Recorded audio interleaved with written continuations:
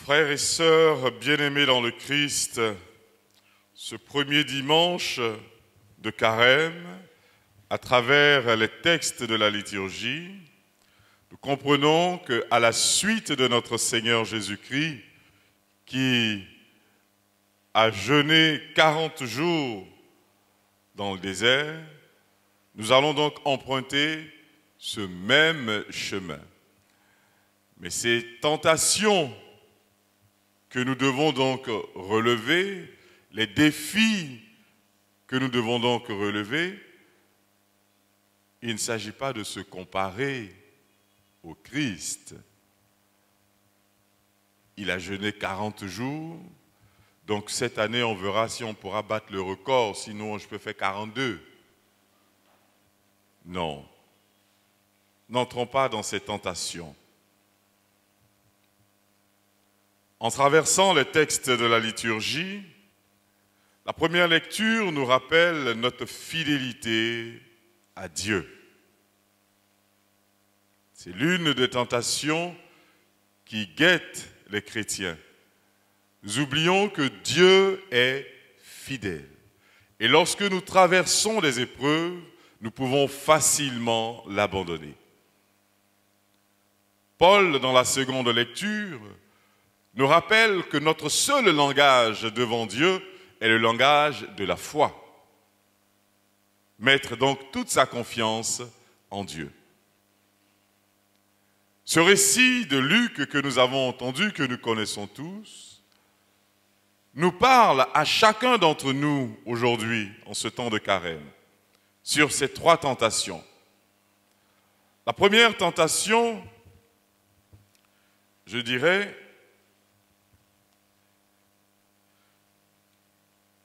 il est écrit, l'homme ne vit pas seulement de pain. Que chacun puisse s'interroger en lui-même.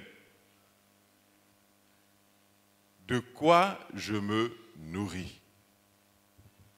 Dans un monde saturé de consommation, on nous propose tellement de choses à consommer dans notre monde.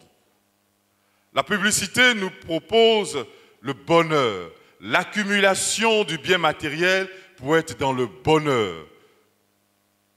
Internet nous propose comme nourriture l'individualisme, la comparaison, la popularité. Et aujourd'hui, on se nourrit de ça. Mais ce que le monde nous propose ne nous rassasie pas. Ce que le monde nous propose nous donne toujours faim. Et puis il y a ceux qui se nourrissent de mensonges, qui se nourrissent des ragots, qui aiment ça. Leur estomac, c'est leurs oreilles. S'ils n'ont pas entendu de béret, ils ne sont pas rassasiés pour la journée.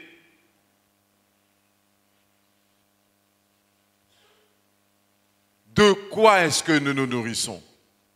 Le Christ nous rappelle que la parole de Dieu est notre nourriture. Alors vous, catéchumènes, en marche vers le sacrement du baptême, vous devez déjà commencer à vous nourrir de cette parole. Il y a des baptisés qui n'ont pas de Bible, qui ne lisent pas la parole de Dieu.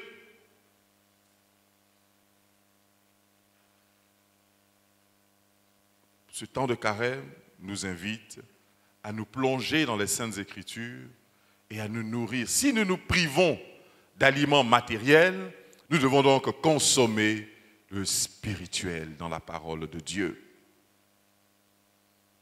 Prendre comme une bonne entrée un texte de l'Ancien Testament, méditer sur la passion du Christ comme plat de résistance et prendre un bon dessert avec un psaume de méditation.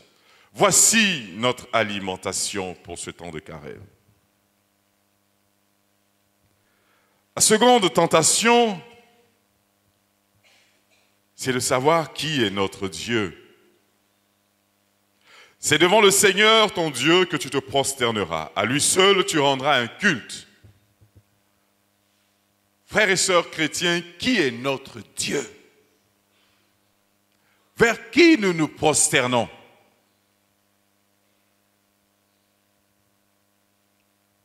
pouvoir.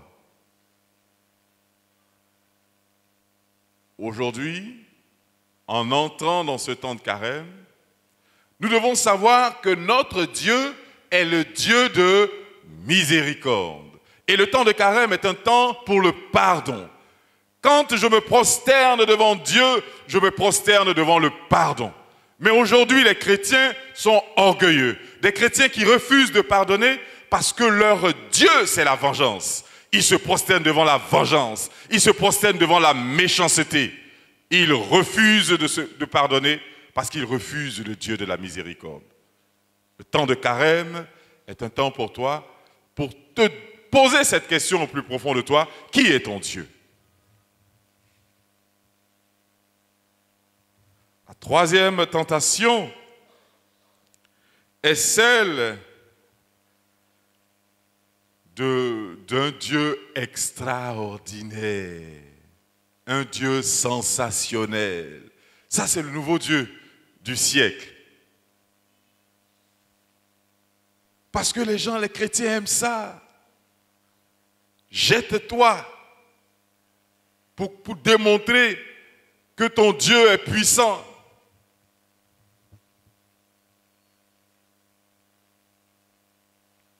Tu portes une grossesse. Tu n'as pas besoin de jeûner. Non, tu n'as pas besoin de jeûner. Pour dire non, j'ai perdu 2 fois les grossesses, j'ai trop d'attaques. Dieu est plus fort que tout. Je vais jeûner. Des chrétiens qui aiment les défis. Des chrétiens qui pensent que Dieu est leur objet. Des chrétiens qui pensent que Dieu est un talisman, que Dieu est un cori qu'on jette. Demain, qu'est-ce qui va se passer? Non. N'entrons pas dans cette religion du sensationnel.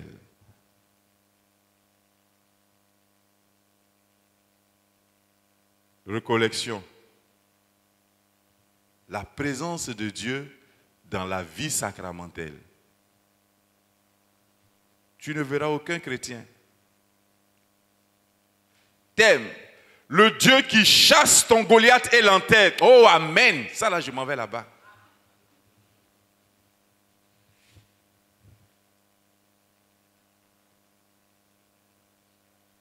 On cherche un Dieu spectaculaire.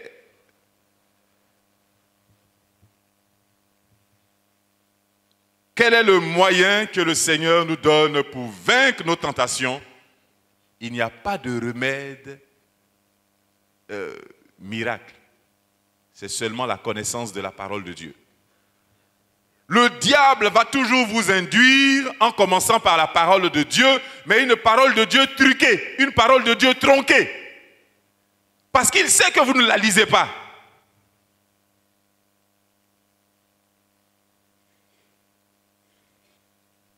Et c'est le diable qui te dit, et le Seigneur a dit, on ne fera pas de deuxième quête. C'est faux, on fera de deuxième quête. La parole de Dieu dit, tu ne viendras pas dans la maison de Dieu les mains vides. Lisez la parole de Dieu, ce n'est pas la parole de Dieu que vous pourrez vaincre les tentations qui vous assaillent. Alors demandons au Seigneur, à l'entrée de ce temps de carême, de nous donner faim de sa parole, de nous donner faim de sa connaissance, d'éloigner de nous toute forme de tentation. Désirons cette marche vers la sainteté pendant 40 jours. Faisons cet effort. Et nous allons voir que désirer la sainteté, c'est une bonne chose. Quittons nos péchés habituels, coutumiers, nos péchés érigés en dogme, en tradition, et vivons de la parole de Dieu pour ressembler à celui que nous voulons suivre pour la plus grande gloire de Dieu, lui qui règne pour des siècles et des siècles. Amen.